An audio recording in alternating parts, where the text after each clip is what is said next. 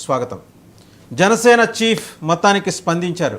వరుస వెంబడి ఆయనకి లేఖాస్త్రాలు సంధిస్తున్న హరిరామ జోగయ్య గారికి నేరుగా జవాబిస్తున్నారో లేక సమాజం మొత్తానికి చెప్పదలుచుకున్నారో, ఏం చెప్పదలుచుకున్నారో చెప్పేశారు. కాపుల మీద కుట్ర జరుగుతోంది, కాపుల్ని విడదీసే కుట్ర జరుగుతోంది, కాపుల మీద కాపు నాయకుల్ని ఎగదోసి మరీ వైసీపీ అరాచకం సృష్టిస్తోంది అని చెప్పేసి ఆయన ధ్వజమెత్తారు.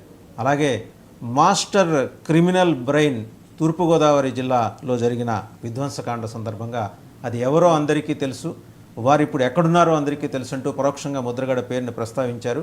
హరిరామ జోగయ్య గారి మీద మాత్రం కాస్త సున్నితంగానే తమలపాకుతో కొట్టినట్టు, మా వాకిలి తెరిచే ఉంది, మీరు సంధిస్తున్న ప్రశ్నలకి మీకున్న అనుమానాలకి మీ కారణాలు మీకు ఉండి ఉండవచ్చు, దాన్ని కాదనలేం, కానీ ఏదో ఒక రోజు నిజం తెలుసుకొని మీరే మా వాకిలి తెరుచుకొని మా దగ్గరకు వస్తారంటూ రాశారు. చాలా విషయాలు స్పృశించారు. తనని ఎత్తి చూపుతున్న మీడియా విషయంలో కూడా ఆక్షేపణ వ్యక్తం చేశారు. వారి విశ్లేషణలు తప్పుడు కథనాలంటూ చాలా మొత్తానికి తను తాను మేనిఫెస్ట్ చేసుకున్నారు. ఈ అంశానికి సంబంధించి ఫేస్ ఆఫ్ విత్ వాసుదేవంలో మనతో పార్టిసిపేట్ చేస్తున్నారు వైఎస్ఆర్సీపీ జాయింట్ సెక్రటరీ వెంకటరెడ్డి గారు, కారుమూరి వెంకటరెడ్డి గారు, నమస్తే. అలాగే ఆకుల తిరుమలరావు గారు, ఆంధ్రప్రదేశ్ రాష్ట్ర కాపు నాడు కార్యదర్శి, నమస్తే. అలాగే పంచ్ ప్రభాకర్ గారు, పొలిటికల్ అనలిస్ట్, వారు కూడా ఇక్కడి నుంచి జాయిన్ అయ్యారు. నమస్తే ప్రభాకర్ గారు. సప్తగిరి ప్రసాద్ గారు, టీడీపీ అధికార ప్రతినిధి. టు స్టార్ట్ విత్ ముందర వెంకటరెడ్డి గారు, చూశారు కదా, చాలా 2 పేజీల సుదీర్ఘ లేఖ రాస్తూ మొత్తం 360 డిగ్రీస్ టచ్ చేశారు. కాపుల మీద మీరు కాపు నాయకుల్ని ఎగదోస్తున్నారు. అలాగే ముద్రగడ వెనక ఉన్న శక్తి ఎవరో అనేది కూడా, అంటే పరోక్షంగా ద్వారంపూడి చంద్రశేఖర్ రెడ్డి గారి పేరును ప్రస్తావించారు. సో ఎలా చూస్తున్నారు?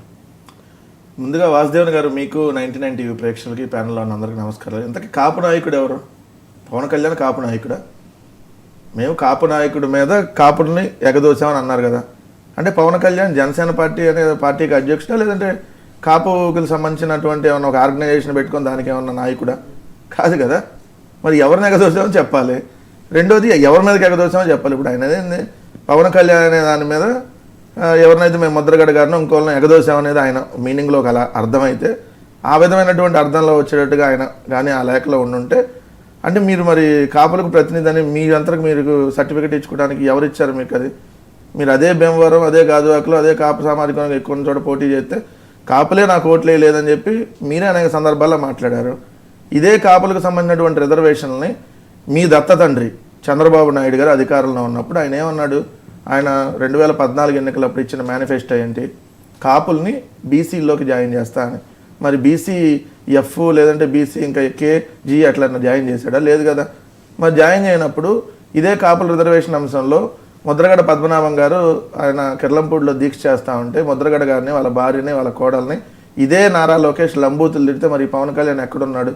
ఎందుకు ఆ రోజు మరి స్పందించలేదు? నువ్వు నిజంగా కాపులకు సంబంధించినటువంటి ప్రతినిధి అయితే, నీకు నిజంగా కాపు సమాజం మీద ప్రేమ ఉంటే మరి ఎందుకు నువ్వు స్పందించలేదు? ఇదే కాపులకు సంబంధించిన దాంట్లో వంగవీటి రంగా గారిని అత్యంత కిరాతంగా చంపింది తెలుగుదేశం పార్టీ. నువ్వు అదే తెలుగుదేశం పార్టీతో ఈరోజు పొత్తులో ఉన్నావు.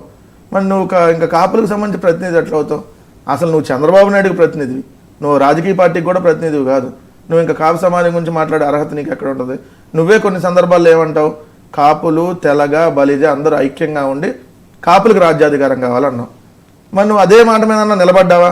కాపులకు రాజ్యాధికారం అంటే నువ్వు అన్న దృష్టిలో కాపులకు ముఖ్యమంత్రి కావాలని.